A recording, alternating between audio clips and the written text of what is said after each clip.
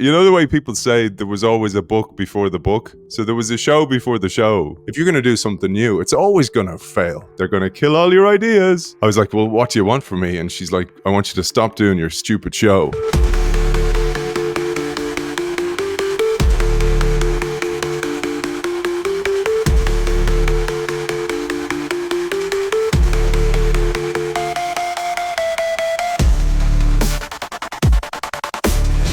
Welcome to the Innovation Show. I'm not Aidan McCullen. I'm also not Aidan McCullen.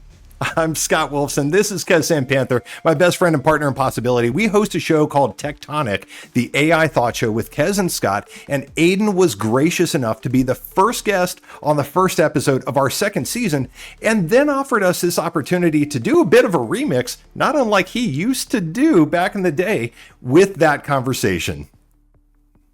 One of the greatest things about Aidan is he is just shy of 600 shows of the Innovation Show. But the full story of Aidan's origin has not been done. And that's the opportunity we had in this amazing conversation with him. It's nearly 10 years now. So early days interviews, you're trying to find your feet, and you're not really, not intentionally trying to find your feet. You're doing the best with the tools you have. And you're asking questions with the knowledge that you have available to you. For me back then, it was mainly functional. So I'd worked in nearly a decade in digital transformation. So I was asking from there, and then books I'd read, articles I'd read, etc. But I hadn't really layered on lens on top of lens on top of lens of what I do now. So in the early days of the book, sometimes you'd interview people, the title looks great, and then you'd realize they didn't even write the book. So a lot of times they had a ghostwriter, and you'd ask questions, they kind of go, oh yeah, maybe we'll skip that question. And I was like going, oh, okay. So you become more discerning with what books you choose. And I saw this, there's actually, it's on YouTube, it's Carl Sagan. And Carl Sagan says, he shows a library like you guys have and I have here. And he goes, in your lifetime, you're only capable of reading this amount of books. Most people. And he said, so choose your books wisely. And it was just one of those moments I went, oh, okay. So I decided, I was like, I know I have those books. I know I have a lot of authors lined up to speak to, but I actually need to reshuffle my thinking about this. So those kind of little tips were things you just kind of stumbled into over the years. Well, I want to like jump off right from that point, Aidan, because I spent a little bit of time with the Innovation Show last night, and I created a Goodreads shelf with nice. As many of the books as I could, 382 of them. I should have done that, man. You're making me look bad here. Well, how could I make you look bad, Aidan? Because you were the one who chose all of these books, and it's a fascinating peek into your brain. So, how did you start? Like when I scroll all the way down on SoundCloud, right? Here's your intro theme, and then episode number 1 with Seth Godin. Like, how did that even happen? That's amazing. Well, you know the way people say there was always a book before the book? So there was a show before the show, and the show for me started. So I'll tell you the origin story, because actually it's a story of resistance to change and a story of being told you can't do it by the powers, right? So I joined the national broadcaster here, and within a week I knew, oh man, this was a mistake. Everything, like I remember feeling the energy in the room and kind of going, oh my God, what is this? It must be the high ceilings or something like that.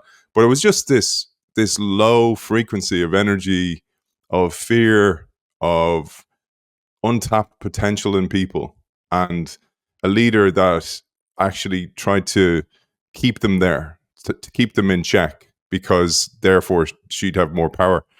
And she had this board, and on the board were, again, a mix of sycophants, people, yes, men and women, and then people who were afraid of telling the truth. And I came from a totally different business before, and I came from an entrepreneurial media company where you tried and you tried and you kept doing stuff. And if you weren't doing stuff, you weren't doing much. So I came to this different environment, and it was a public broadcaster. And I was asked to come up with an idea for the player we were building, which was like a Netflix. So I said straight away, I was like, oh, well, it's got to be as good as Netflix. You know that. It can't be subpar because that's the bar for people now. And on top of that, you have to pay a license fee for this national broadcaster. So I was asked to come up with this idea. I had nothing to do with it. I was like, you know, we have all these people living in Ireland now who aren't Irish, who are craving content that is educational and somewhat edutainment. And I said this idea of the innovation show, I said it's really nice for sponsors as well, because most shows, when you hear the word innovation, people think of technology. I was like, it's a mix of technology, resistance to change, strategy, theories behind technology, etc. So I was told straight away, we tried that before. And I was like, there it is. Because my old boss, who I left really well with before, he remember saying, they're going to kill all your ideas. And he appeared to me in this little cloud, like in The Simpsons, going, ha ha. And I was like, no, man, I'm not letting this happen. So this was in the digital department. And a guy who worked for that entrepreneur he ran one of the radio stations. So I walked down to him in the radio station, and I just said to him, I said, Dan is his name, Dan Healy, great guy. I said, Dan, I had a one pager. I was like, what do you think of this idea? And it was just a few lines of what the themes would be, what the format would be, etc. And he goes, great idea. He says, we have no content like that. He said, what kind of budget do you have? And I was like, well, I was going to ask you that. What budget do you have? And he goes, have you got a presenter? And I said, no, that's what I was meeting you about. And he goes, why don't you do it? And I was like, oh, no, man, I've never done anything like that before. And he said, but you do rugby commentary. So I used to be a co-commentator on rugby. And co-comment's quite easy. I mean, all you're doing is commentating on specific parts after the fact, like a great move or a try or the equivalent of a touchdown. So it's kind of much easier. But with the show, you're the anchor. So he goes, I'll tell you what, I'll give you a loan of a producer, this guy, Alan Swan. I'll give you Alan for 6 weeks. He'll help you get set up, and then you're on your own. So I started that, did that show. And again, what I started to do was scan the internet for incoming people into Ireland who were speaking at events. And then I'd either go to the event, get in a taxi and bring them to the studio, or I'd order them a taxi and bring them to the studio and interview them and send them home in a taxi. And they were great. They were delighted because it was national broadcaster, national access. So that's how it started. And the best thing about this was I didn't tell anyone. So I didn't tell my boss or anything like that. I just, the whole idea, ask for forgiveness, not permission. I had that branded into my brain. So I do this, and a few weeks later, we're having this meeting again, and my boss goes, "Hey, how's that idea coming along, the innovation show?" And I was like, "Oh yeah, great! It's on episode 13, and it's top of the tech charts." She nearly had an aneurysm. It was great. But in doing so, I always talk about this stuff on my show, that idea of asking for forgiveness, not permission, is not actually a great idea, because you run out of runway. And I soon ran out of runway then, because I had no support then, because I had done this thing done it behind the scenes, tried to build it, thinking that was quite a good thing. And then I'd be able to go, but it's successful. So what she tried to do then is move me off it and hand it over and find somebody to run the show. So pretty soon I was like going, this isn't working, this relationship, this job. And I was given an ultimatum actually to go. I was like, well, what do you want from me? And she's like, I want you to stop doing your stupid show. I want you to stop writing. Because that's when I started writing first, actually, because I was trying to find another medium for this brilliant content I'd stumbled upon. So when you're doing interviews, you pull out nuggets and they mix with your own ideas, and then you can create something new. The whole idea of that combinatory thinking. So you're combining different ideas together. So I'd start to write that and publish that. And she wanted me to stop doing that. And she's like, and I want you to sit out there like everyone else. And I kind of did one of these slow head turns and looked out to everyone else and was kind of going, I don't think that's a good idea. So I left. And I want to say this, it's so hard to leave because it was what we call in Ireland a cushy number. So a cushioned job, great pension, no stress for people who don't want to achieve things, but stressful for someone who wants to build something. So really stressful for me. I couldn't stand it. And the biggest challenge for something like that is I have 2 kids and a wife. And when you're going and you're taking what's really a selfish decision to go, I can't do this. I will rot. My brain will rot away if I do this. And you have this, I remember having this moment. I was in the gym and I looked in the mirror and I was like, going, okay, just suck it up. Just we'll do this. And then I said, I can't. And it was like my reflection was talking about to me, man, we can't do this.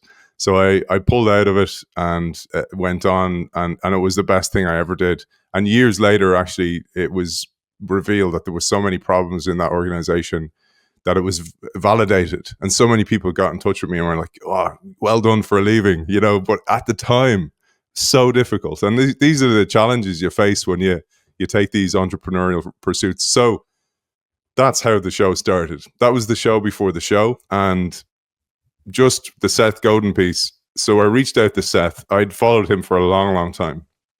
I'd read most of his books and I reached out to him. I knew he answered his emails. And here's the thing I did. I interviewed a lady who wrote a book on how to write perfect emails.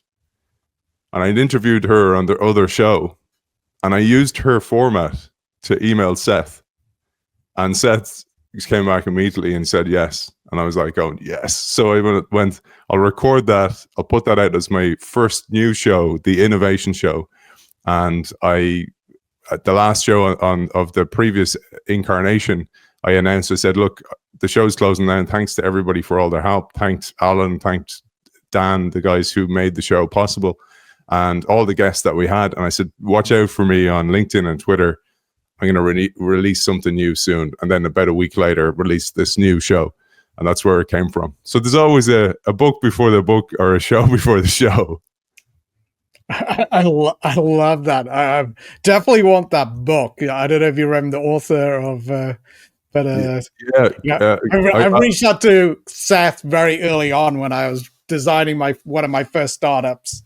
And I shared with him, and I got really excited about Purple Cow. I created a Purple Cow marketing plan around how I'm going to launch this innovation tool, and sent it to him. And he always responds, but his response was like, "Oh, this is really cool." Go for it, ship it, buddy. Hey, you should show for those people watching us your special editions of the Purple Cow. I don't think people have seen that. Are they easily accessible there? I thought that was so cool. I can get it. Give me 1 second. Well, and that's perfect timing, because I'm gonna jump into a question that I think is going to wind its way throughout the rest of the conversation, because that book before the book, the show before the show. When did you start to have a relationship with the concept of reinvention? Is there a time that you can think back to where it started to click? Well, it's easier to look back now, Scott, and say, oh, I have a theory. And you actually don't know when it actually happens. But the thing I talk about in the book is that one of the great gifts that is actually seen as a huge struggle is, as a professional sports player of any type of player, and anybody who changes career dramatically, that when you know there's an end coming, that you have to prepare for that. And the idea of reinvention for me is it's in this idea of the show before the show, or the book before the book, like you say, that it's really characterized by this metaphor of the phoenix that I absolutely love. And the phoenix is this mythical creature, as you know, that every 500 years willingly walks into the flames from the ashes of what it used to have. So it's created this persona, or this entity, the show, and is willing to burn it up to absolute nothingness again, but keep what is absolutely useful, only what's useful to actually go on to enjoy a new incarnation, another 500 years of life. And that is very, very much at the heart of everything that I do, is that what you've done in a world of rapid change has a shelf life, and it will burn up, it will be over, it will be no longer fit for purpose. And you have to be willing to put energy into it, but know that it's not going to last forever. And you're going to have to constantly change, because the world's changing, you're changing, and the product itself is then out of sync, out of line. And there's a Jack Welch quote that I love, whether people love Jack Welch or not, but there's a quote that he had, that if the rate of change on the outside exceeds the rate of change on the inside, the end is near. And I think that quote encapsulates this kind of moving world, business world or society. And then if you on the inside, you personally are not updating your mental models to be able to match, to be able to see those in context, you're going to be out of sync. And this is kind of this whiplash effect. And you're going to see this blurred version of what could be reality.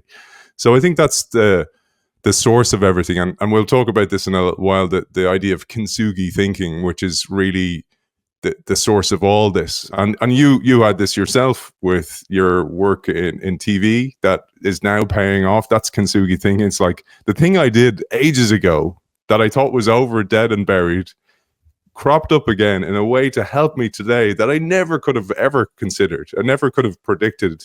And we usually tell these post-rationalized stories of go, yeah, I planned it, everything. You're kind of go, no, you didn't. It's an absolute luck that we came across this. So here's the Purple Cow marketing. His Purple Cow marketing book is still inside. This is one of the sealed ones.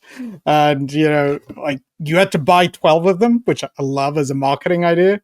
And I gave them away with my business plan. So as I went and asked people for funding and support or join the project, I would send them my Purple Cow marketing plan with the milk carton.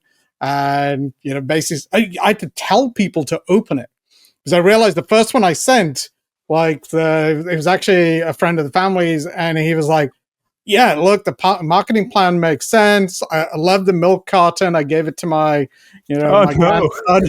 I was like, did he read the book inside? He goes, oh, there was a book inside? I thought he just sent me a milk carton. Brilliant. It's such a great idea. And, I'd say have you checked what they're worth on eBay? I'd say they're worth a few bob now. I have not checked. It's NFT, those bad boys. Well, I want to say is like free prize inside was also a cereal box. Yeah, I think so. Yeah. Because unfortunately, I think some reason I only have one. And it's opened, so I'm not sure he did that same model where you had to buy a couple of them. But again, it was like a cereal box with a free prize inside, which is a book, which I love. Growing up, in our generation, it's like the prizes inside cereal boxes. So love it. Now, Seth Godin has been a hero of mine and inspiration for so long. He is. I love the idea of being remarkable. The simplicity of it, that somebody will remark about it. It's remarkable. And that if you try to do that, one of the things I think about him, and, one thing we should all strive for is, and I didn't do this in sport enough, is that you actually only really make progress when you embrace who you are and you stop trying to emulate somebody else, that you create something totally unique. That's it's you in it. And I think that's what he really did. He just embraced himself, and he embraced his way of doing things, and then just kept doing the work. That's the thing. People miss the discipline behind something like him, like a blog every day. And it's even going through Christmas there every day. So that means planning to go, I'm going to write something every day, because it's not just filler. Like, you unsubscribe from so many newsletters that you receive today because there's so much information, but his things are always well considered, and that takes huge discipline. He's like, he works for like 15 hours a day, even now. Wow. Yeah. And, that's how he gets to write so many things, write so many books. It's pretty impressive. Yeah. Scott, man, I took you way off. I do this off piece too. My mind works that way. Kind of, but I'll come back. I always come back if I have enough time. As we figured out a couple of years ago, unfortunately, the term tangential thinking has some unfortunate baggage because it's typically more associated with schizophrenia. But I like that term, and where you went with it, that you embody this notion that Kez and I have been calling nerd jamming for a few years. Like the way that we got through COVID in particular was literally talking every day and, just finding ways to get through it. And, so it is that sort of tangential thinking. It is divergent thinking. And it is a double-edged sword. And you've got that. So how have you balanced that narrow laser-like focus with the wide lens, like one of your incredible guests, Ron Adner, wrote about? Yeah. So I think and it's a nice segue, man. Nice job on the discipline thing, because a good way to think about this is a team I played for they are the best team in the world. They're absolutely incredible. Is Toulouse, Stade Toulousain, a French team. And they're even better now than they were then. I don't have many regrets, but I kind of look and I'd love to play in their current setup that they have now, because they just have perfect culture, the way of playing, the style of playing, really good mix of players as well. But people look at them, and there's a term, jouer, which just means to play in French. And people will say, oh, that's a real style of jouer, where they just play free-flowing rugby. It's like freestyle jazz. But to do that, you have to have unbelievable discipline in the incremental jobs that everybody does. Everybody needs to know their job really, really well. And then they're led by this overarching kind of strategy or North Star of how we play. And the way I kind of translate that into business is the same thing, that you have to show up and do the work every day, making sure it's the right work that we talked about before we came on air. Make sure that that's the right work, but then you're driven by some type of North Star, some type of blurry vision of what the future looks like. And for me, with any kind of tangential thinking, is I do the reading, but I actually read it. And I was actually thinking about this recently. Somebody was saying, oh, I read that book you told me to read. And I was like thinking, I wonder what he means by he read it. As in, you can flick through a book and go, yeah, it's read, tick, it's task output thinking, or whatever you would say, versus qualitative reading it. And I think one of the great gifts that you guys will discover as you do more and more of your shows as well, is that when you read, knowing that you're going to actually interview the person and you're taking notes, and then you write about it yourself, that it's this beautiful combination of, you have to actually really consider the questions, and you have to really consider the quotes. Because if you're reading the book, like sometimes I have tons of quotes, and then you have to go, oh, what do I leave out? Which is really difficult. But you're gathering this content each week. And then I purposely write about it. I try to, like, at any one time, right now, I've about 300 articles in draft. And they're all driven by some type of concept that I have, some metaphor, or some quote from some book. And sometimes I'll leave them there.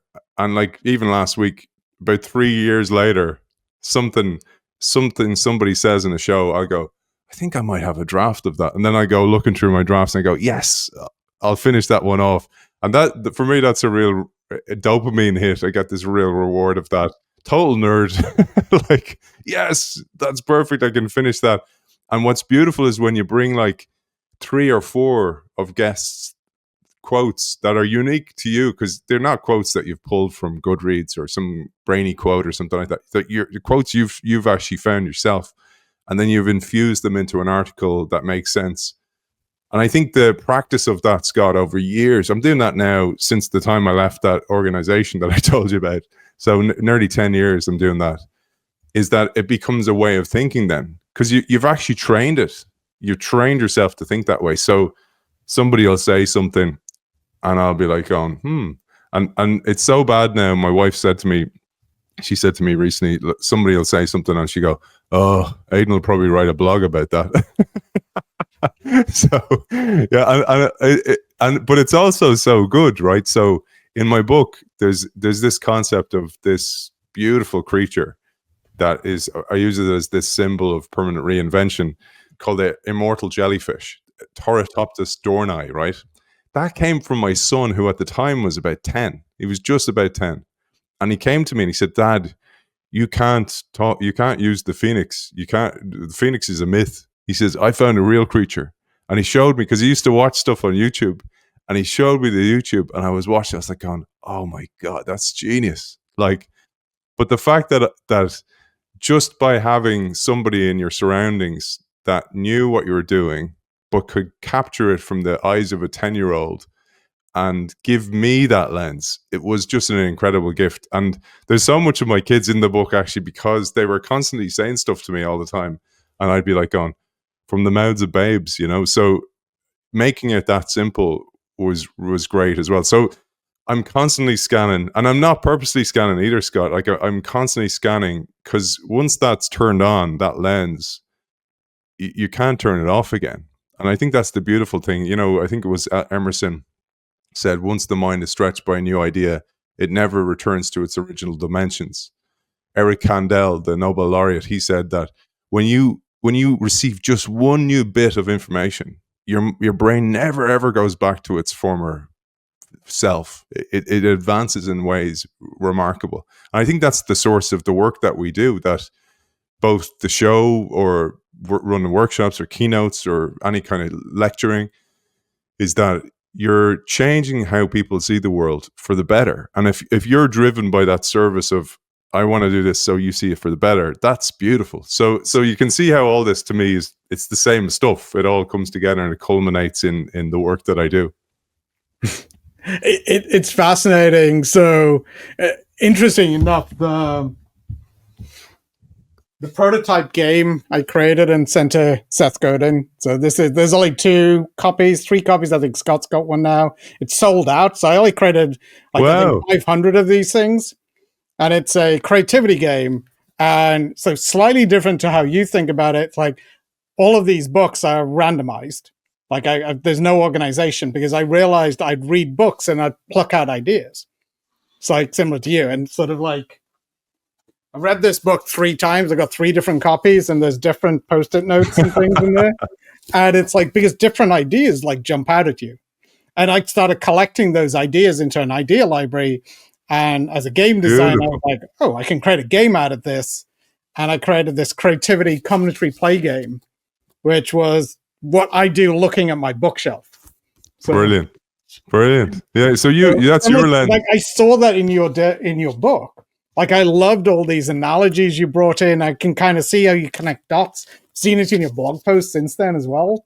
It's like, like I can see like that sparks that idea. The way you're thinking, yeah. But isn't that? I think that's really nice when you can see how somebody's thinking, because you actually have no idea.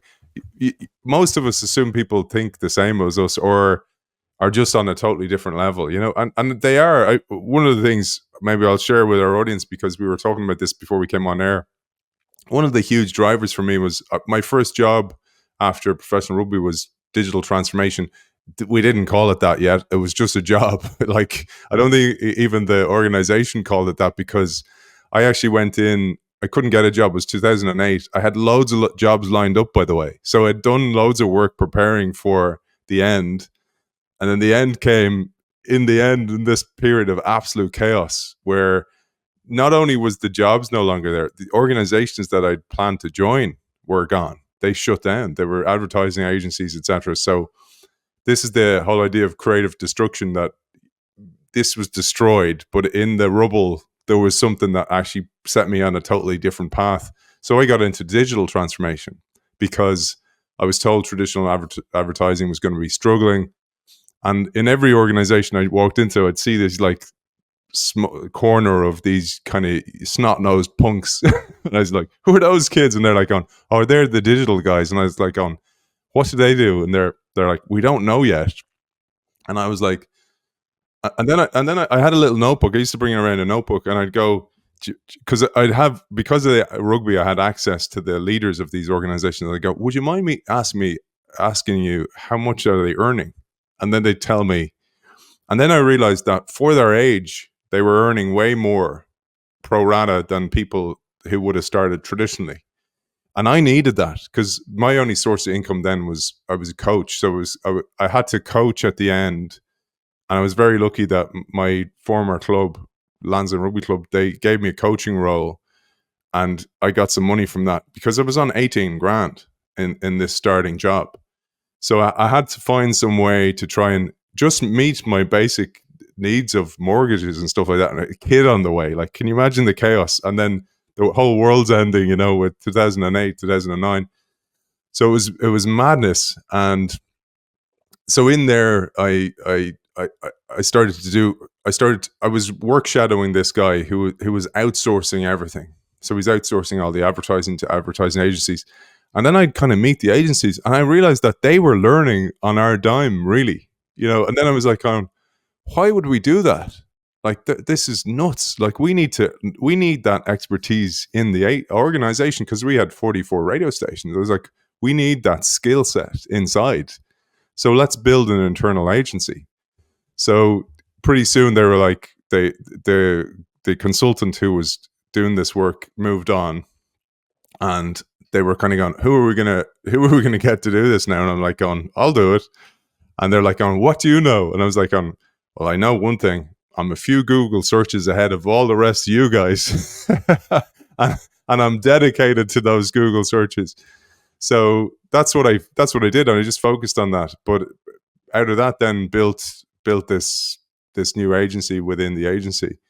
And yeah, so digital was at the heart of everything I did. But here's the thing I wanted to share was, so when I got to really interesting projects, I'll give you one example. Total failure, but it was a great idea, right? It was we had a radio station called News Talk, and I had this idea where, and it wasn't unique, by the way. I wanted to build a platform that could be used in multiple ways across several of the radio stations. So one of them was, we had a station called Spin, and it was a younger station that played kind of like dance music and stuff like that. So I met the labels, and I asked the labels, would they give us song parts? So you could go in and sign up for this platform, and you could download the song parts, remix them, upload them again, and then there'd be a competition, you'd be voting, etc., and then the winning song would be played every week, right? So great, really worked really well.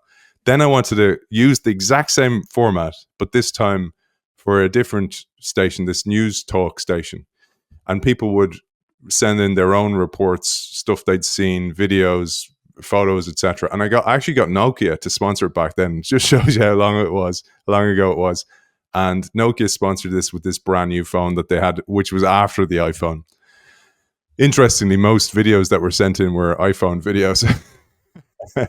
So anyway, we did those things, but when I did those, I actually didn't engage the station, and I didn't get real context about how it worked in a station like that, and the real levers that you needed to pull on that.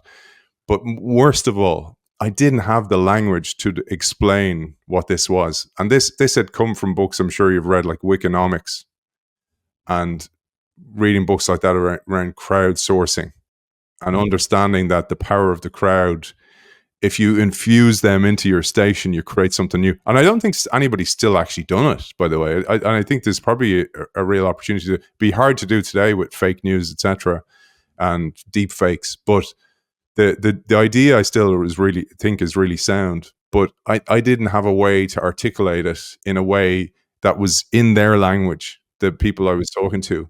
So it always looked like it was for me, and I was trying to sell advertising on the back of it. that's what they saw when they saw me come in.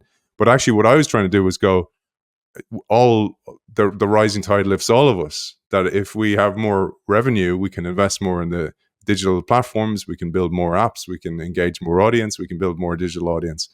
And it was only later when I had started reading books, I started reading really old HBR articles.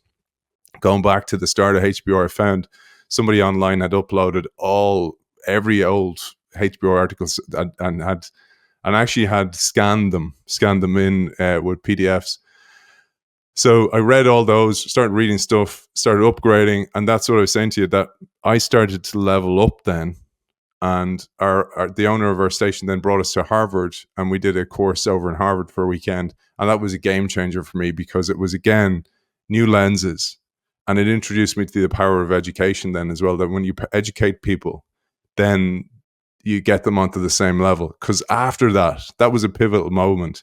When we came back after that, and a few of the senior execs had been on it together, we were speaking the same language. And they knew that you were on a same strategic page as them. So that was kind of like again, one of these kind of failures that was reframed into a success, that you can see those things, you can look at them and go, oh, that was a total bomb, or else you can go, well, it was only by actually creating the chaos that was able to pull some order out of it. Because if you're going to do something new, it's always going to fail. So I think that's really at the heart of the work I do. And even with my kids, I say to them, you're always going to be bad at something at the start. Like, you have to go through this rite of passage where it's going to feel uncomfortable and you're going to feel terrible about yourself. But the people who actually do well are the people who realize that. And it's like this, as I say in the book, it's a milestone, not a millstone.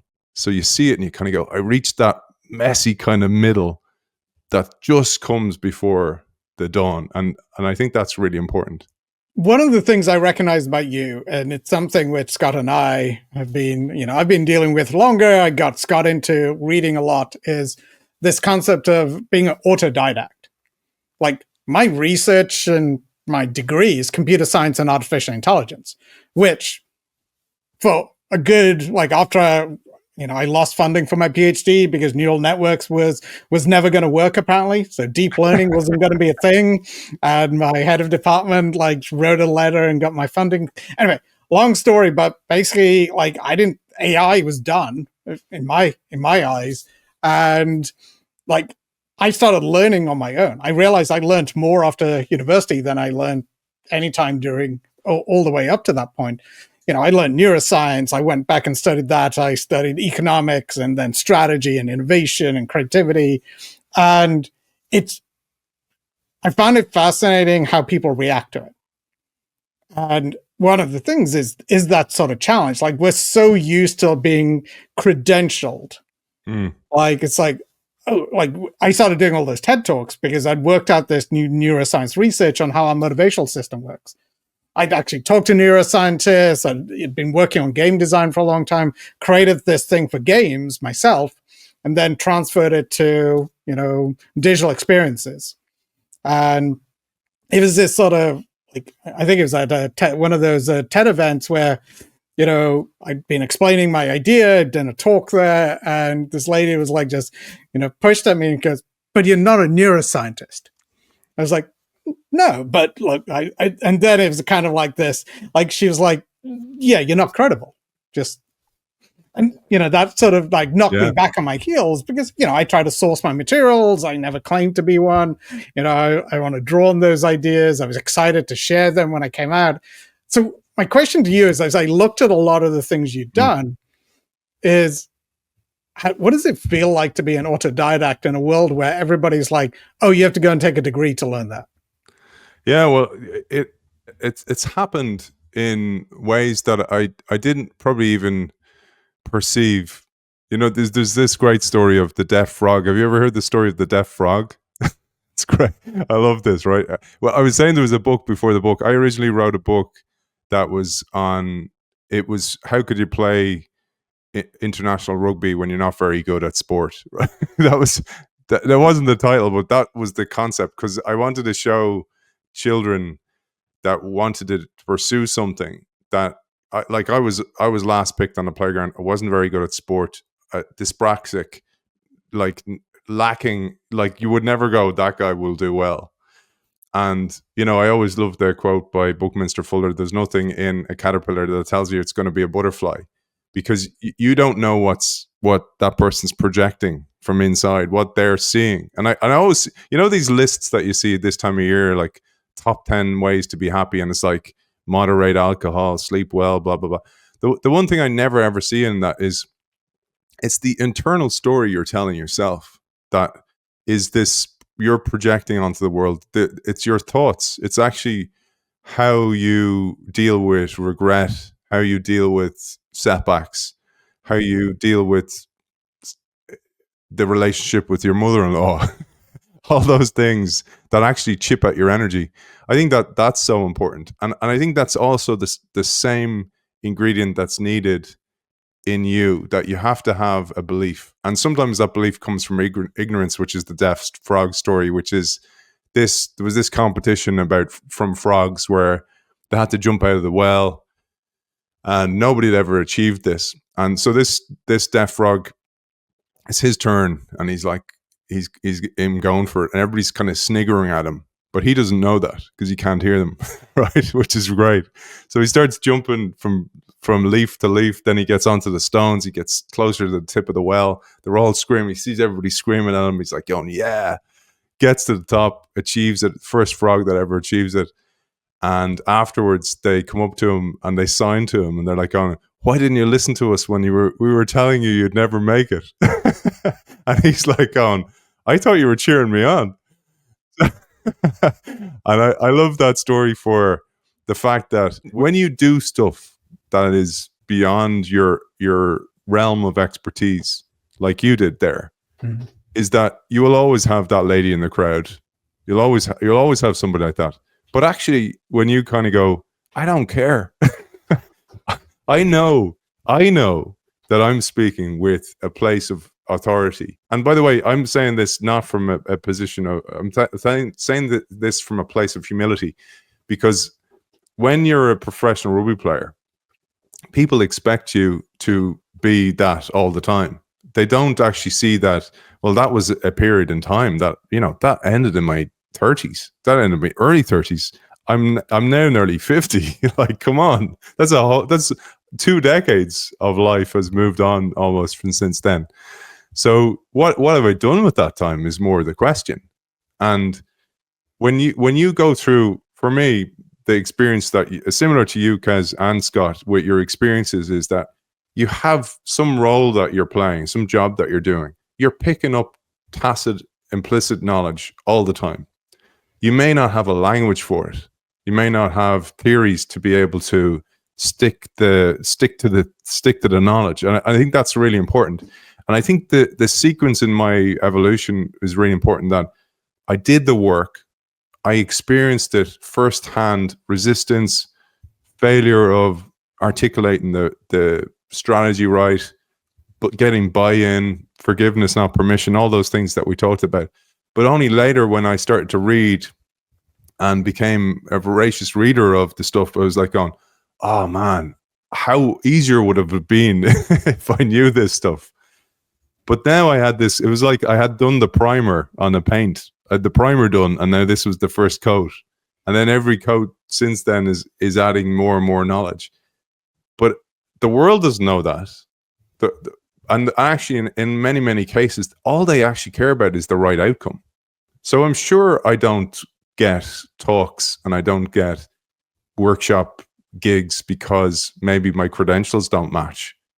But I know that the work that I do, I know that I've read more than so many people in the world. There's probably a handful of people, maybe 100 people, who have read to the level that we read. Because the world is so full of distractions that to be able to do that means you're not doing a lot of other things. There's a huge amount of sacrifice that goes behind that. Drucker said, if you're going to do something new, you have to stop doing something old. So I don't do social media. I don't drink. I work when I'm working. I exercise every day. And one of the reasons I exercise is it gets more out of my learning then. after I've exercised. So I'm more focused. I take in the learning more. I take notes. I then have the amazing privilege to interview the people. And then it just sticks, and the knowledge sticks. And then, as we talked about earlier, you're writing about it. You're creating your own version of that story, keeping the core message behind it. And then it becomes yours in that you can articulate it, no problem. So in the early days, Kez, what I say, the humility piece is I was so wary of, they're just going to think you're this washed up rugby player who's going to give a talk about what's transferable skills between rugby and the real world. And you know, a lot of times that happens with professional players, and like they have never worked in the real world, which is like, how can you then speak with authority about what it's like in the real world when you don't know what it's like? You know, you as a sports player, most people want to do that job. You're then driving change in an organization, an old organization. Most people are just showing up for the paycheck. You know, so it's a totally different thing. How do you drive change in a place like that? Is totally different than, you know, being a leader on a pitch where everybody wants to be there, everybody wants to be the best. Totally different. So one of the reasons I started to learn, and my wife only actually said this to me, really, she didn't realize this, was because I felt I had such a deficit, because I felt I had to make up for this lack of knowledge that I thought everybody else had. And then I realized actually they don't have it because they're not reading. And that, I don't mean that in a derogatory way. A lot of people don't have the time. And I'm so lucky that I've created a career that actually makes that time really important. So it's not like in the old days where I had to steal time wherever I could to read. Now it's part of my day. I read every single day. It's part of my day. It's essential part of my day. It's my competitive advantage now. I don't have the credentials to say that I did a course in that, whatever, but actually I realize more and more, once you deliver and then the word of mouth between different clients, they speak to us and I go, no, this person will do a great job. Then it doesn't matter. They actually don't care as long as the outcome is great. So, and I think the people who look for credentials like that are actually just covering their own ass and maybe need to because their organization needs that, or else they don't know. So they're actually using the credential as the insurance in case they don't know how to do it. So that's how I deal with it. I think it was Marcus Aurelius said something like, you have great freedom once you let go of caring what other people think, and you just actually embrace yourself and you go, I am who I am. I'll do what I do. And there'll always be great work once you do great work because people will recommend you to others. I mean, the deficit thing really resonated. Sorry, you were going to jump in, Scott. Go ahead. Well, no, I was potentially gonna fork us a little bit, but if there's something you want to pull on, dive in. Yeah, just really quickly, the deficit story kick. So I, as a kid, could not sit still. So I could never read. Like, you know, like they thought it was like, am I dyslexic and all of these different things. I did well in school because I focused on math, which was the least amount of reading I had to do. And my brother, who was 2 years older than me, like always read, always had a book by, always read. So it's like sometime in college, I was like, I had to do this reading. I had to read a book, which is unusual in computer science. And I was struggling. So I stayed at Easter term and I was like, I'm going to read. And it's like, it was really hard. And I remember going, I'm going to be like my brother. I'm going to try and read. I'm going to like create a program for myself to get into reading. And I started reading like Hitchhiker's Guides and all these books of other people. And it was like 10 years later, I kept that up and sort of built it out. 10 years later, I was talking to my brother and, you know, he like came over to the US and was visiting and looking at my library, which was much smaller then. And he was like, my God, how do you have time to read all of this? Oh, I just followed your lead. I basically said I always had to have a book in my hand and I wanted to constantly read. He goes, I haven't done that in like 25 years. And realized, but that whole thing of like starting out as academic failed and then having to go into the real world, feeling like I had to catch up because I was like, this is my superpower. I need to be able to read because everybody else is smarter than me about business. So I'm running a workshop and there'll be, say, Scott's the CEO, and I go, say you walked into Scott's office and he's got his boots up on the windowsill and he's reading a book, and you walk in and you're like going, oh, it's well for some, Scott, you know, just because you're the CEO here, instead of actually going, he or she should do that every single day. They should do that. They should take 20 minutes, half an hour. More than that, they probably should meditate for 10, 20 minutes. If they were doing that, you'd be kind of going, oh, it's well for some. You own the business. No, everybody should be doing that, because you'll actually get more out of yourself in the day. And it's those shifts, those societal shifts, that it does take a crisis to make them happen. But I actually think COVID was one of those societal shifts, but it hasn't turned out the way that I think it should have, in that we should have more learning organizations as a result of this, and not weekends away, or not 2 or 3 days, like ongoing. Like do the days away. They're like the pit stops, and then the work's done on the track. Consistent learning on a regular basis, because it's the only way you can get better. It's behavior change. It's habit change. It's taking on new habits. And to take on a new habit, you usually have to get rid of an old one. So then the organization needs to step in and reshuffle how people work. Well, and it's, you know, one of my many strong opinions, loosely held, is that despite however many people might self-identify as knowledge workers, that they don't think of themselves and they don't behave as what I consider to be a professional thinker. You know, so when you were playing rugby, when you were on the pitch, you were thinking about your body so much. There was a lot of mental training, of course. And to your point, that notion that so many people, you know, don't have the time, or what I have put on myself is, it's up to me to make the time to read. I am a professional thinker. I get paid to help people come up with better ideas. I get paid to ask better questions. And the best way to have a good idea or a good question is to have lots of ideas and lots of questions. And the best way, until we fast forward to the point where Kez and I aspire to have the matrix and literally jack knowledge, you know, download knowledge directly into our brains, the most efficient and effective method that I know of is reading. And I love, one of the many things that I've seen about you is that transfer, maybe not of knowledge, but of practice from the pitch to the boardroom. Yeah. And you know, I was actually, my wife was kind of saying this to me recently. She's kind of going like, why are these people hiring you? Kind of thing, you know? And she meant it. She wasn't trying to be insulting. She kind of goes like, you know, it's not long ago since you were a professional rugby player. And I made me think about it. I was like, I can see this now in my kids. So my kids, neither of them were. One of them's quite athletic and physically gifted. The older one, isn't. But he's now winning MMA and jiu-jitsu fights like brilliantly, strategically. He's studying them. He's doing the work in the gym. He's constantly training. Both of them are now. So I was able to say to her, you've seen the transformation in the kids, from these kids that weren't very good at sport to being the best now in their fields.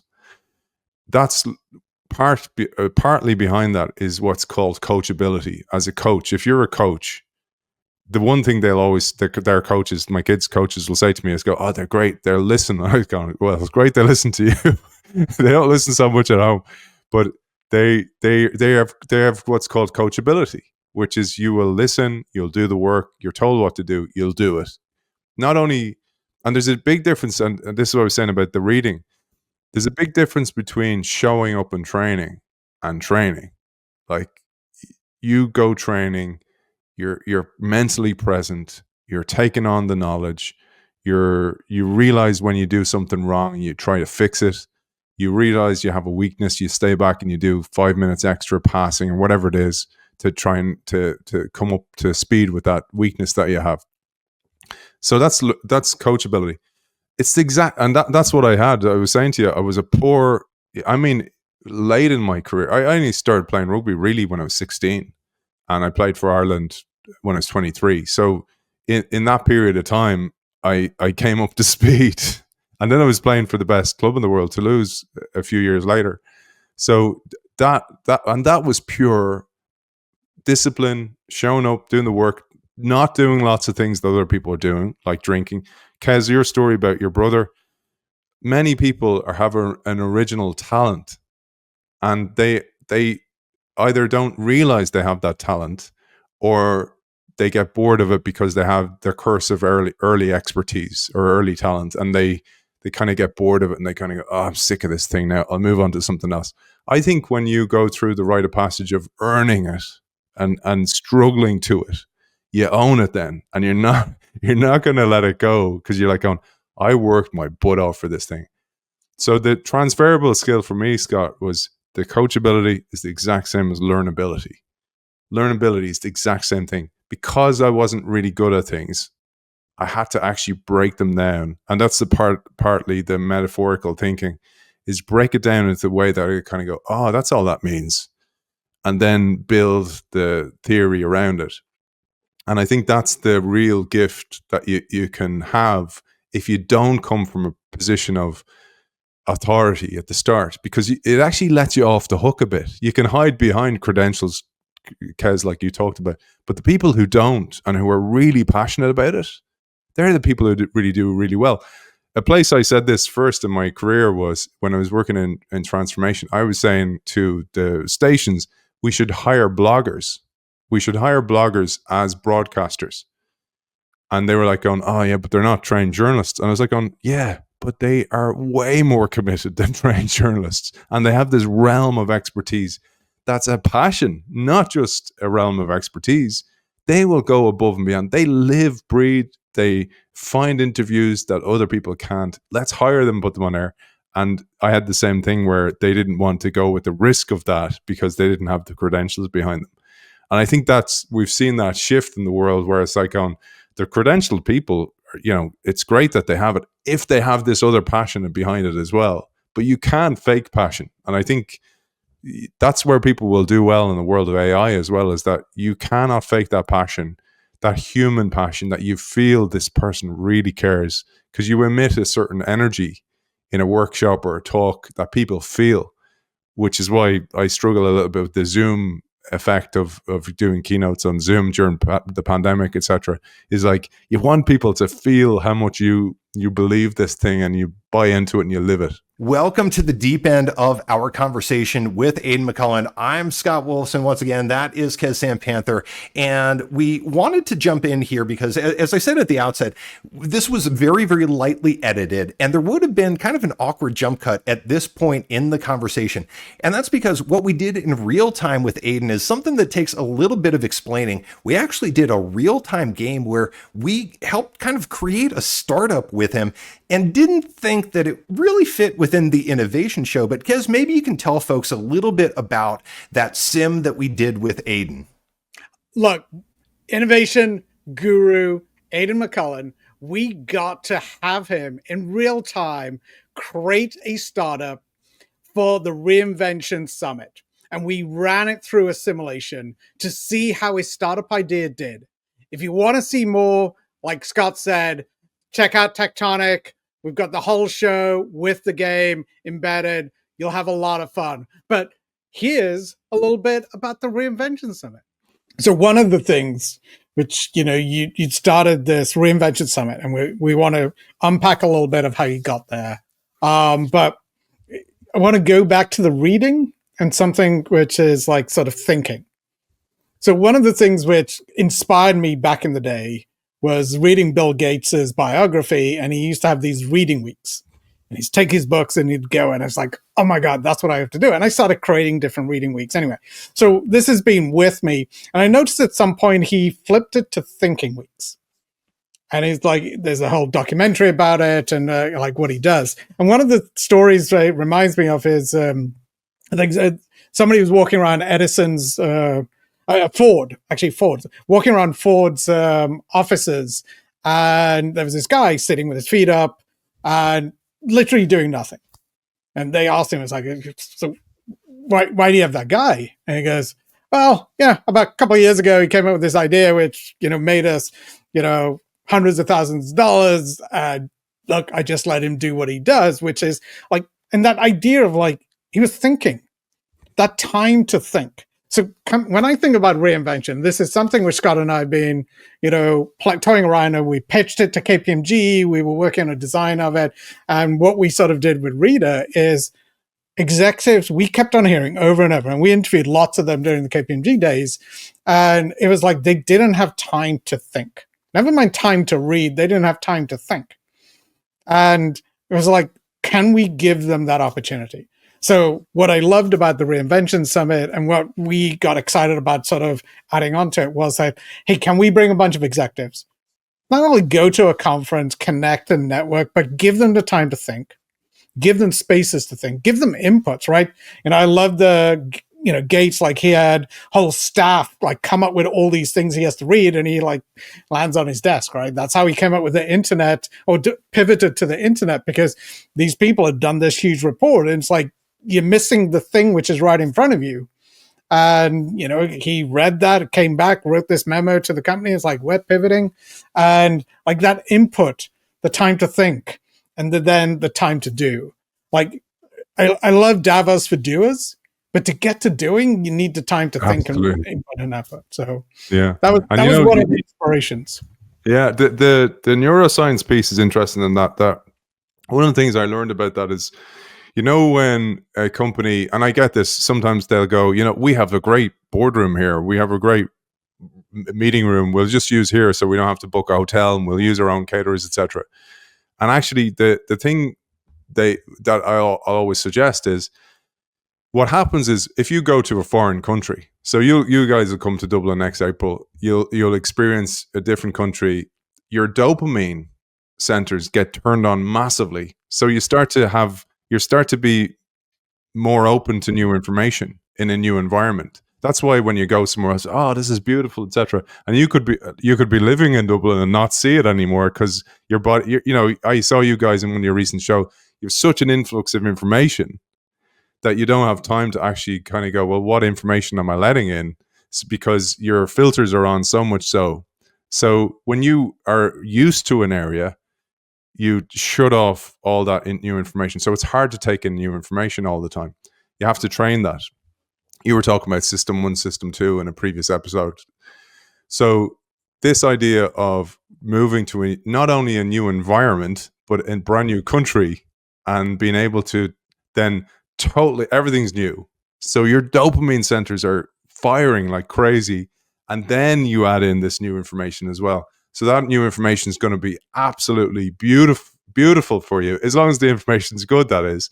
But you're going to take it in a way that you could never do if you were taking it in your own office or watching it on a Zoom. I don't really get that watching a conference on a Zoom call, but the difference is the people together, the environment, the feeling, the novelty, all that stuff leads to an amazing experience. And that's what I love about what you're doing, bringing the senior executives to a thinking week. And it's more than just the content. It's the whole, everything's thought about. And I think that's what will make it a remarkable event. Yeah, I've noticed so when I moved to the US from England in 98, and I realized my best thinking happened on trips back to England. And it's like, you see this country, which I grew up in. I spent the first 28 years of my life kind of there. And then you see it through a new lens because I've spent so much time in the US. And then when I go back to the US, I see the US again, like I was that Brit, walking off the plane and seeing all these new things. And I realized, like, the book I would read on the flight, plus all the things, like, I realized those are so part of that Think Week. And that's why we're so excited. No, I love the way you articulated that. I hadn't fully brought all those pieces back together. Yeah.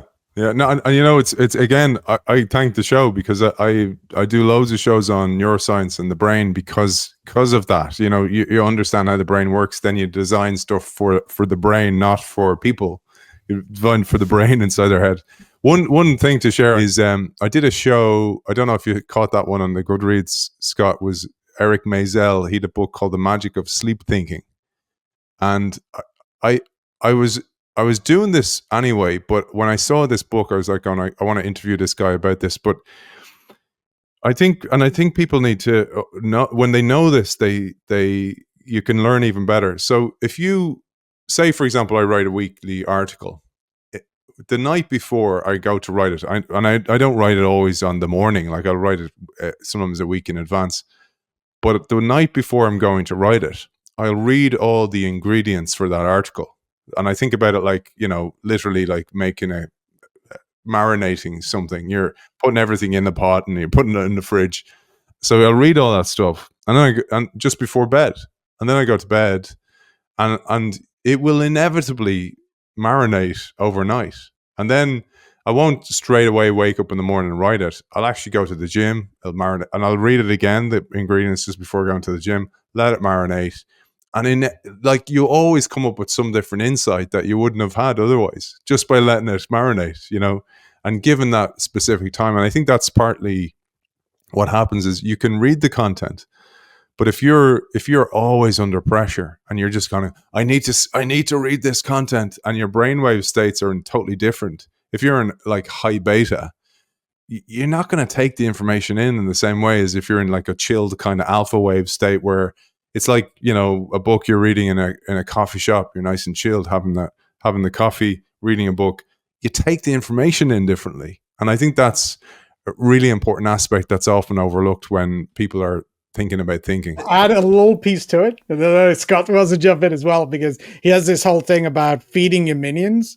So one of the things I worked out from the neuroscience of this, and this will help you improve your process even better. At the end, once you've sort of marinated, like read all the materials, ask questions, write down questions with no answers. So basically it's like API in the sense of application programming interface. This is my programming background. Like, I realized that questions were the way to actually get your brain to do it, because that idea of an open loop where your brain has this problem which is working on, so I studied the neuroscience of incubation and how does that actually work, and the classic studies out there, and then some of the neuroscience, and literally if you ask questions right before, so we do it before, I do it before I meditate. So I create 2 sleep cycles, as it were, because meditation sometimes acts as that. So I sort of, pick up a bunch of books and things, which are sort of like things I want to think about. Then I question, then I drop in and come back. And again, it's not just to come up with the answers or a new idea immediately, but that process allows you to actually create the mental frameworks. So around how you put knowledge in. Nice. Questions that creates an infrastructure for you to actually start putting information together. You've taken this creator path, and you're really leveling it up now. You blogged, you've done podcasts, you wrote the book, and now you're doing this very, very large scale event with Reinvention. Yeah. So I think many times members of the audience said, "Oh, it would be great for us to meet up," as in regular listeners, because I've connected them. I ran little kind of workshops where previous guests would come on and do a private workshop or private talk for members of the show, regular members, and there was a little bit of that, a little bit of frustration of actually, as being a keynote speaker, and I've had the privilege to speak at some great events, that I didn't feel the energy at the event. And I always feel the speakers are not included, as in the speakers are treated like they come in, they do their piece and they leave. And I was like, what if you could create an event that the speakers actually wanted to stay? That the speaker didn't feel like, oh, this isn't worth my while, or I'm not part of this. So part of it was, if you could create something compelling enough for these great thinkers that are regular speakers around the world, that they would like to stay and partake in, then it's going to be extremely appealing to senior executives from all over the world. So the difficulty is to try and bring in, like we were talking about throughout this whole show, people who have the same strategic lens, so they feel they get it and they don't feel it's above their level of thinking in any way. So you want to have somebody who's open to that, open to the learning at the event, but also is already strategically upgraded to a certain point that they get it and they're not kind of going, well, what the heck's this all about? So there's that. And then really that the event has an energy behind it, like that people feel warmth and they feel connected. It's a networking event. It's an opportunity for people to really meet each other. And one of the things we talked about from a lens is the jobs to be done theory, is that it's it's satisfying the job for participants from different realms. So senior leaders, strategic leaders, also from consultants, people who work for themselves, solopreneurs, small team startups, scale ups, that there's something for everybody there that they're going to learn from. And we've done a huge amount, as you know, to work with the people speaking there, working with you guys to build your workshop that you're going to run, your alchemy that you're going to unleash, to create something that people just go, wow, that was awesome. So all those things are thrown in the pot. They're all the ones that are marinating. And now I'm going to use your trick of asking questions. How do I want people to feel when they leave the event is really the big question. And I want people to leave feeling that was the best event they've ever been at, that they really got something from, that they weren't just inspired, but they actually could take action on that inspiration, that they feel it was edutainment. So they also got a bit of entertainment there, that they met new people, that there was nothing that was filler. That's always a job to be done for me, that when you know that somebody's put into the lineup as a filler because they're a sponsor or something like that, drives me mad. And I know there's commercial responsibilities, believe me, but really resisting those things to actually make sure that every moment has been thought about, everything is combined together to create an overall 2-day story that people leave kind of going, I know why they had that person in there. I know why that person was placed at that specific point, that you're building these lenses, and across the day you come away with some type of transformation at any level that you're open to. So that's what we're aiming for. Well, it's been a truly a remarkable journey for you to get to this point. And the fact that we have now joined your band of merry misfits, along with Nine Yards and Nadia and Rita McGrath and Seth Godin and Charles Kahn. I mean, it's really something, to use that word again, remarkable that you have pulled together. And it really is just such an absolute honor to be a part of pulling this together and doing something different. And we don't know if it will work, but everything that we're doing suggests that it will. One thing I'm very aware of, there's so much goodwill towards this from the speakers, attendees, etc. And you know, I think about that book, The Mom Test, Rob Fitzpatrick, who I had on the show. And you know, the whole idea of your startup is, don't ask your mom because she'll tell you it's a great idea, is that you can create a false reality of progress, and to actually kind of go, is this something that is real, as in people really want to be part of it, or is it something that people are giving their goodwill towards in year one? I think that's a really important question to ask, because you go, well, what's repeatable here? And I'll be very, very honest. I said this to you guys from the start. I really do want to do it again. But if we do it and we do an unbelievable job, I'm also happy to go, that's it. It's done. It was amazing. We're all happy. We created something remarkable that we'll talk about forever, but it's too much of a stretch, or I don't think it's repeatable, or whatever, that I'm also happy to walk away. Like you said, I grip it tightly, but I hold it loosely. So I'm happy to let it go as well. So it could become something massive. I think it has the potential to.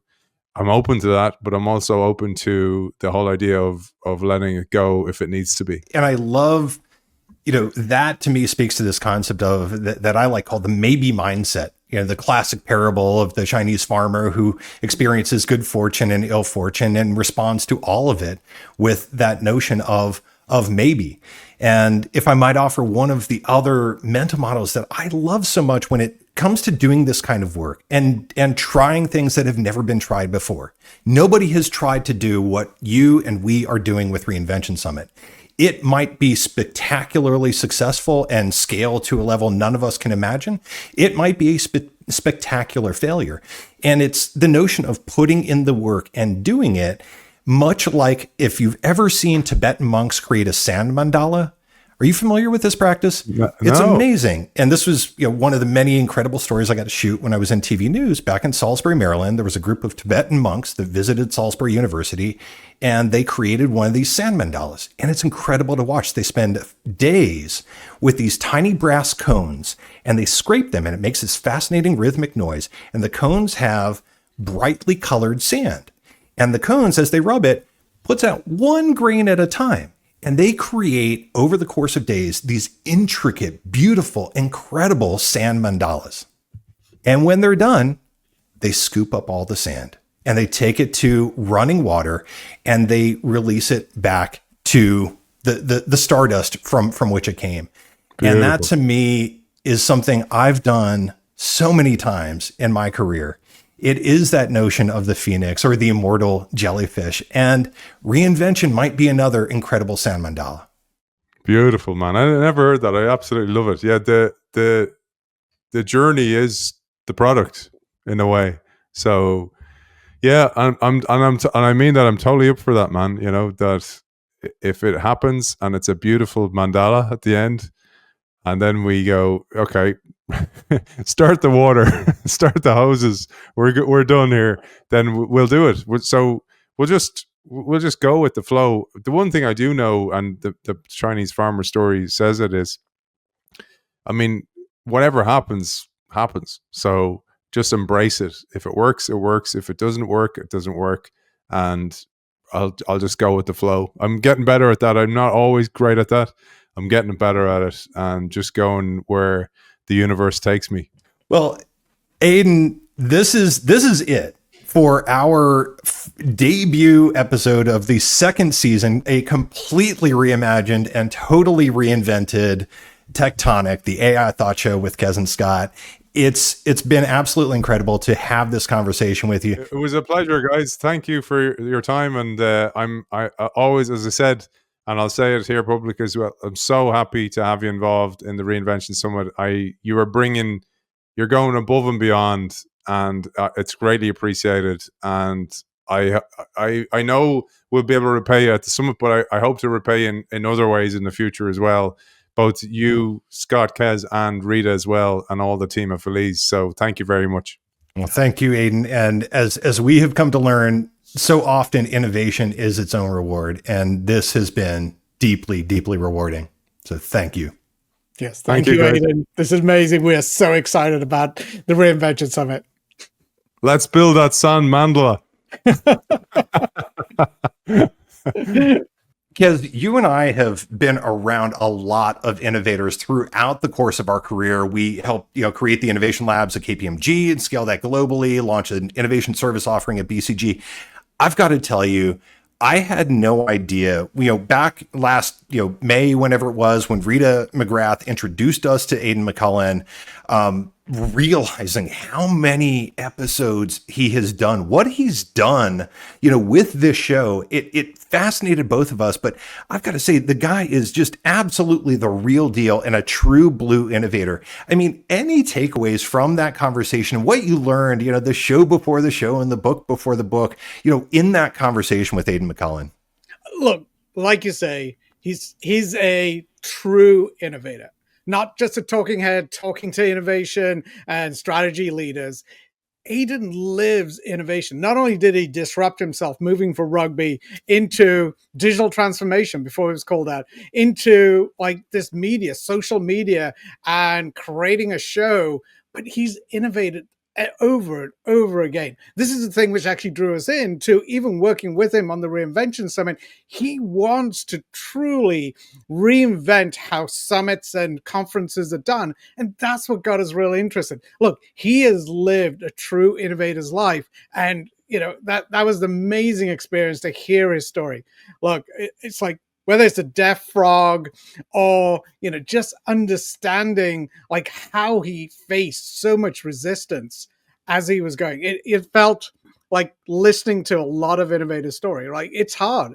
It's hard because the pushback is real, but the reward is even bigger.